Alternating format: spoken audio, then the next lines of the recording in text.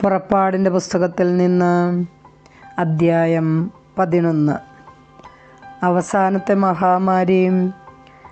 കർത്താവ് മോശയോട് അരുളിച്ചെയ്തു, ഞാൻ ഫറവോയുടെയും ഈജിപ്തിൻ്റെയും മേൽ ഒരു മഹാമാരി കൂടി അയക്കും.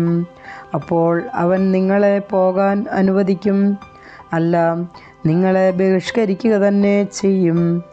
ഓരോ പുരുഷനും തൻ്റെ അയൽക്കാരനോടും ഓരോ സ്ത്രീയും തൻ്റെ അയൽക്കാരിയോടും സ്വർണവും വെള്ളിയും കൊണ്ടുള്ള ആഭരണങ്ങൾ ചോദിച്ചു വാങ്ങണമെന്ന് നീ ജനത്തോട് പറയണം. ഈജിപ്തുകാർ ഇസ്രായേൽക്കാരെ ബഹുമാനിക്കാൻ കർത്താവ് ഇടയാക്കി. ഫറവോയുടെ സേവകരും ജനങ്ങളും മോശയെ ഈജിപ്തിലെ ഒരു മഹാപുരുഷനായി കരുതി. മോശ പറഞ്ഞു, കർത്താവ് അരുളിച്ചെയ്യുന്നു, ഞാൻ അർദ്ധരാത്രിയിൽ ഈജിപ്തിലൂടെ കടന്നുപോകും. സിംഹാസനത്തിലിരിക്കുന്ന ഫറവോ മുതൽ തിരികല്ലിൽ ജോലി ചെയ്യുന്ന ദാസി വരെയുള്ള എല്ലാ ഈജിപ്തുകാരുടെയും ആദ്യജാതൻ മരിക്കും. കന്നുകാലികളുടെ കടിഞ്ഞൂലുകളും ചാകും.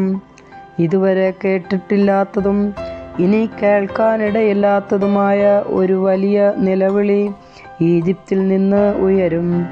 എന്നാൽ ഇസ്രായേൽക്കാർക്കോ അവരുടെ മൃഗങ്ങൾക്കോ എതിരെ ഒരു പട്ടി പോലും ശബ്ദിക്കയില്ല. ഈജിപ്തുകാർക്കും ഇസ്രായേൽക്കാർക്കും തമ്മിൽ കർത്താവ് ഭേദം കൽപ്പിക്കുന്നുവെന്ന് അങ്ങനെ നിങ്ങൾ മനസ്സിലാക്കും. അപ്പോൾ നിന്റെ ഈ സേവകരെല്ലാം എൻ്റെ മുൻപിൽ സാഷ്ടാംഗം പ്രണമിച്ച്, നീയും കൂടെയുള്ള ജനങ്ങളും പൊയ്ക്കൊള്ളുക എന്ന് പറയും. അപ്പോൾ ഞാൻ പുറപ്പെടും.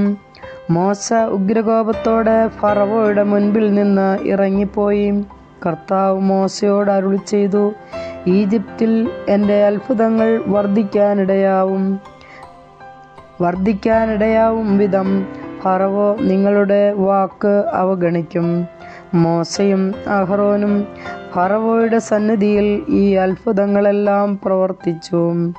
എന്നാൽ കർത്താവ് ഫറവോയുടെ ഹൃദയം കഠിനമാക്കിയതിനാൽ അവൻ ഇസ്രായേൽക്കാരെ തൻ്റെ രാജ്യത്തു നിന്ന് വിട്ടയച്ചില്ല.